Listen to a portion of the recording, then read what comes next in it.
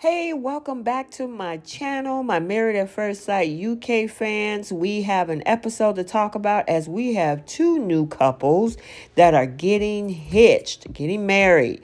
None other than a picky bride, very, very picky, with a groom who talked too much.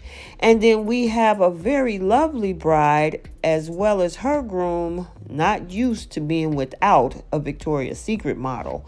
Welcome back to Romance Review TV. It's Lady T. I got another recap for you guys. Married at First Sight UK Season 8, Episode 12. And without any further ado, let's talk about these two weddings. So we're going to start out with our newest couples in this experiment. First, Bianca and JJ, who's going to meet for the first time on their wedding day. And the experts, for whatever reason, thought that this was going to be a great idea.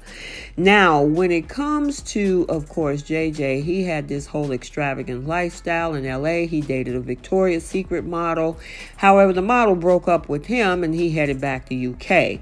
Then we got Bianca, who has struggled with self-doubt in the past and is guilty of putting her career ahead of her love life, where she is a extension technician. And so, it's going to be interesting to see how this goes. She lives with her grandparents and she is over the moon excited about getting married.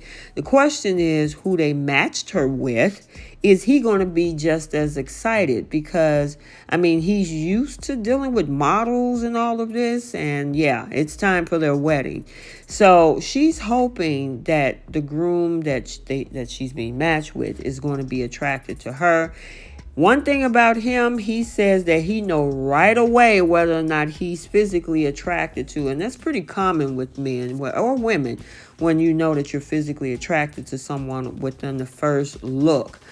She comes out being extra beautiful with her dress, her hair, and everything. And then, of course, he's ready to go as well. She's nervous, excited about the day. And then, of course, it is now time for these two to meet at the altar. And see, this is the part that is most anticipating for me, especially with the groom having his back turned. He finally meet the bride and he was not as enthusiastic as we would have hoped, right?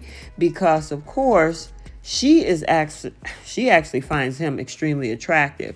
On the flip side, he doesn't see the attraction there right off the gate, even though he actually said to the cameras that he does not see love at first sight when it comes to Bianca. And that's so unfortunate. And that's probably, he did mention one reason why the experts actually matched him, because he is needing to learn how to connect based on the substance of each other. They got through them vows, but I know he was cringing and a lot of the fans was not happy about it. I was surprised that they did get a kiss on the lips when they were taking pictures as well. They also kissed there as well, but it was kind of awkward. And I know she was kind of looking for maybe some type of connection even at the reception. And, even though he wasn't rude, meaning saying things, but you can tell by his energy that it just wasn't happening with him. And he actually had a little bit of a sidebar conversation with one of his friends while, people were talking to his new bride. They were trying to figure out whether or not he had an attraction. And he actually told his friend that it's not there. And his friend said, look, just go through the process. My thing is hopefully he can get there, especially if you leave it in the hands of experts in order to match you. They actually sat down to have a conversation at the end of the reception, and she finally kind of got some clarity of where his head is at. And she realized that, yeah, he is not as attracted to her as she is to him. However, they're both look like they're going to work toward trying to see how they can build a connection with each other. So our second couple in this episode is Erica and Jordan. And the experts actually think that, these two were going to work together. So first we got Jordan. She is a person she's a party girl, but she also loves to dance. She loves fitness, and she actually wants somebody who is also into the same things. Now, one thing about this bride is that she is extremely picky, and her friends let her know not to be so picky. Give this guy a chance. I mean, she has all these things that could give her the ick. And yeah, it's going to make it hard. Her and her mom were close at one point, but I guess her mom got married to another man, and she ended up living with her grandparents as well. So, unfortunately, I hate to see that, but maybe one day she can rectify that. Then we got Jordan. Jordan is this pretty much even keel guy. He's extremely attractive. I actually love his smile. He's very laid back. He's into fitness as well. And pretty much doing the everyday thing. He actually have a relationship with his mom and his sister. And so she was a single mom who raised the two of them, especially when the dad left a long time ago.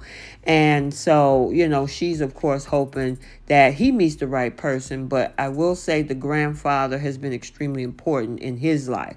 So now it's time for their wedding. And once again, the ladies sit down with Erica, letting her know not to be so darn picky. Give this guy a chance.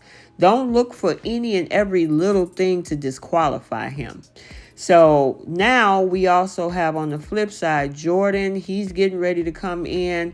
I don't know about the hairstyle, but I guess it's like, I don't know. It kind of looks like a bowl cut. I forgot what that's called. I will say when her friends saw him, oh yeah, they were really excited about him, how cute he was.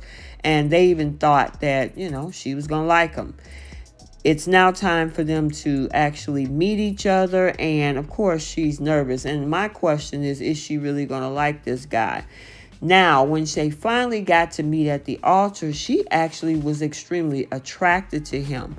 What was the turning point was when his vows were extremely lengthy. He kept talking on and on and on and on.